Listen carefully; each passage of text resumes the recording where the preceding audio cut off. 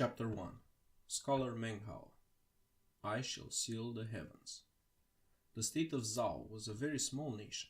Like other small nations in the lands of South Haven, its people admired the Great Tang in the eastern lands, and they admired Chang'an.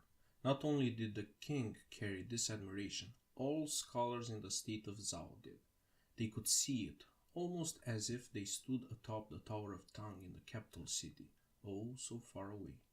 This April was neither extremely cold nor scorching hot. Light winds caressed the land, passing the king flute of the northern reaches, blowing over the lands of the Great Tang. Under the twilight sky, it lifted the fog like dust, then swirling, twisting, reached Mount Daking in the state of Zhao. Then it fell onto a young man who sat there on the mountaintop. He was a lean young man, holding a bottle gourd and wearing a clean blue scholar's robe. He appeared to be about 16 or 17. He was not tall and his skin was somewhat dark, but his bright eyes sparkled with intelligence. And yet all his intelligence seemed to be hidden by the frown on his face. He seemed almost lost.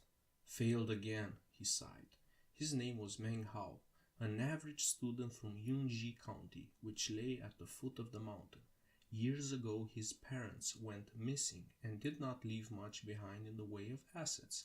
Education was expensive, so he was almost completely broke. I've taken the imperial exams 3 years in a row. In all that time I read books written by the sages until I wanted to throw up. Maybe that isn't the path for me after all. Filled with self-deprecation, he looked down at the gourd bottle, his eyes bleak. My dream of becoming an official and getting rich just keeps getting further and further away. I might as well forget about trying to reach the Great Tang. How useless to be a student. He laughed bitterly, sitting there on the silent mountaintop, gazing at the bottle gourd in his hand. He looked incredibly lost. He began to feel fear. What would he do in the future? Where would he go? Perhaps a high-ranking official would take an interest in him, or a beautiful young maiden, or would he continue to take the exams year after year? There were no answers to the questions. He was but a teenager, and this feeling of being lost had devoured him like a giant invisible mouth. He truly felt afraid. Even the teachers in town can only make a few pieces of silver. That's worse than Uncle Wang's carpenter shop. If I had realized that earlier, I could have learned some carpentry skills from him. At least then I wouldn't be starving like I am now. He grew silent for a while. I don't have much food or money left at home. I owe Steward Zhao 3 pieces of silver. What am I going to do? He raised his head and looked up at the sky, blue and grand. It was so large you could not see its ends, much similar to how he could not see his future. After a while, Meng Hao shook his head and took out a slip of paper from his robe. He read it carefully, placed it in the gourd bottle, then stood up and threw the gourd down the mountain. At the bottom of the mountain was a wide river which never froze during the winter and was said to flow all the way to the Great Tang. Meng Hao stood on top of the mountain, watching the gourd bottle drift further and further along down the river. He started unblinking. For a moment he seemed to have glimpsed his mother and the happiness of his childhood. The gourd carried his dreams, his wishes, and his hopes for the future. Perhaps one day someone would pick it up, open it, and read the note.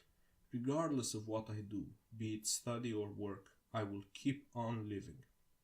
This was his personality, intelligent and determined. If he wasn't this way, he would not have been able to survive after his parents left. He raised his head toward the sky, the stubborn look in his eyes growing deeper. He was about to head down the mountain. At the exact moment, he heard a weak voice coming from a nearby cliff. The sound seemed to be borne along by the wind. As it passed by Meng Hao's ears, it was almost too faint to notice. Help! Help! Meng Hao stopped for a moment, shocked, then listened carefully. As he concentrated, the sound of the voice calling for help grew stronger. Help! He walked a few steps forward until he had nearly reached the edge of the peak. When he peered over the edge, he saw a person, his body sticking out of a crevice halfway down the cliff. Pale face and full of fear and desperation, he cried for help. You're Meng Hao, right? Help, Scholar Meng, help me!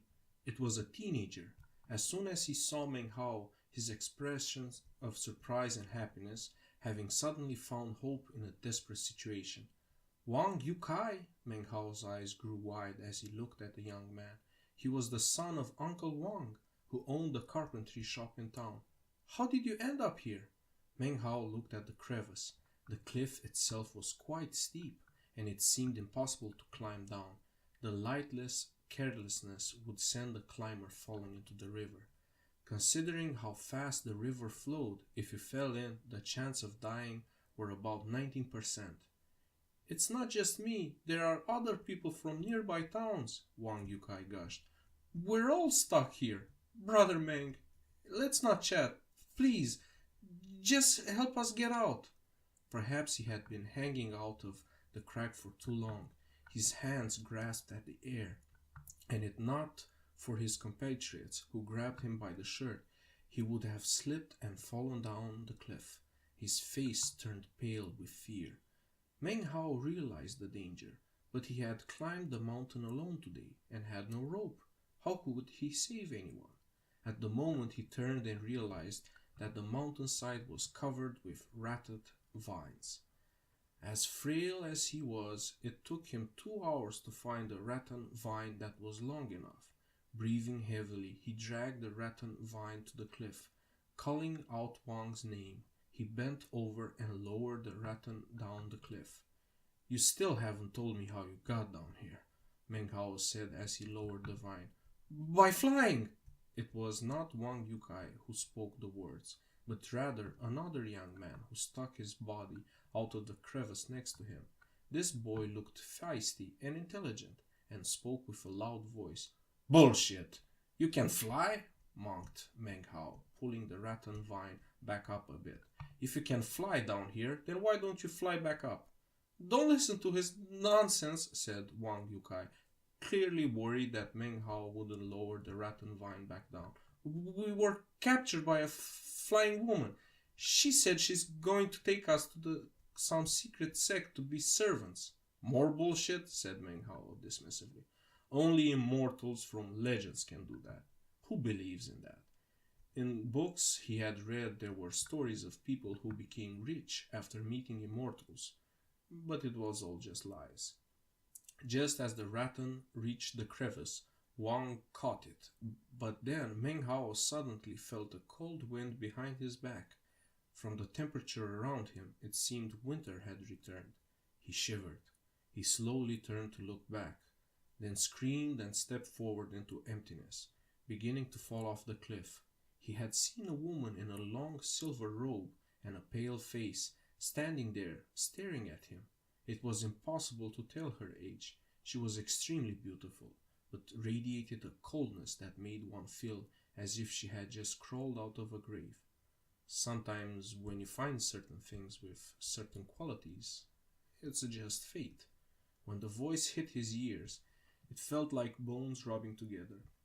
The woman seemed to possess some sort of strange power, and when Meng Hao looked into her eyes, his whole body felt ice cold, as if she could see through him, as if he could hide nothing from her. Her words still floating around the air, she shook her wide sleeve, and suddenly a gust of greenish wind picked up Meng Hao. He flew down the cliff with her. His mind went blank. When they reached the crevice, the woman waved her hand and threw him inside. As for her, she stopped moving, as did the greenish wind.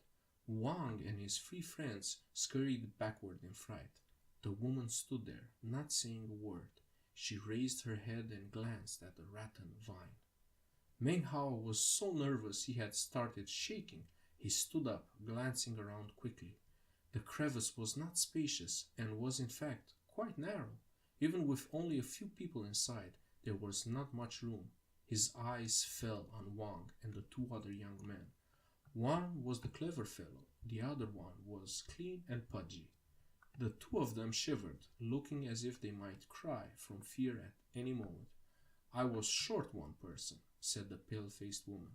Now she looked at Meng Hao instead of the rattan. "I'll put you in with them." Who are you?" asked Meng Hao, concealing his fear. He was an educated person and had a strong personality. Despite being afraid, he controlled himself and did not panic. The woman said nothing. She raised her right hand and waved, and the green wind appeared again. It lifted up the young man, and they flew out of the cave together with the woman, shooting up into the sky. They disappeared. Left behind was only Mount Daking. It stood there, straight and tall, merging in the darkness of twilight. The blood drained from Meng Hao's face. He saw himself within the green wind, crossing the sky. As he flew above the ground, wind blew into his mouth, making it impossible to breathe.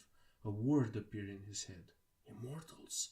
He had his breath for an amount of time it would normally take to breathe 10 times, until he couldn't hold on anymore. Then he passed out.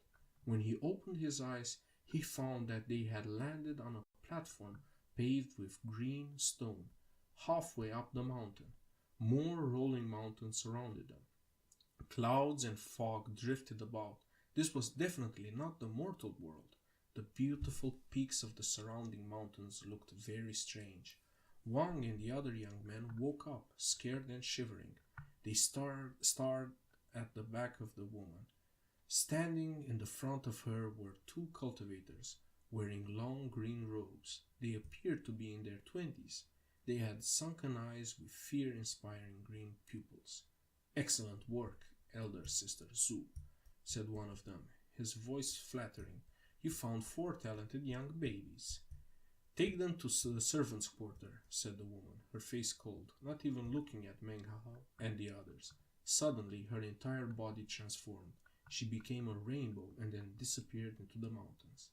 By this time, Meng Hao had recovered his composure.